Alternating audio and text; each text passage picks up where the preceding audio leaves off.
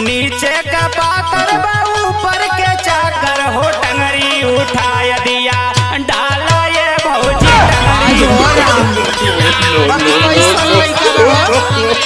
पर गली में चक्कर में। ए भक ई कुल का पूछत रहो? हम तो तनी बढ़िया सवाल कइनी कुल अंड का बंड पूछत हवा। सुना भौजी हाँ। यो बढ़िया सवाल है, थोड़ा सा तू सोचा। अच्छा रुका सोच ले तो। अच्छा सुना, हमरो के ऐसन तैसन मत समझाया आवा मैदान में। अरे नीचे के पातर ऊपर चाकर पैर जमा, सही रास्ता धैले है। अरे दादा बड़ी भारी खिलाड़ी बाटू हो। खिलाड़ी तो है केहू से पूछा ना मैदान में। सुना, अरे नीचे के पातर ऊपर चाकर पैर जमवा बटवरी उठाई दी।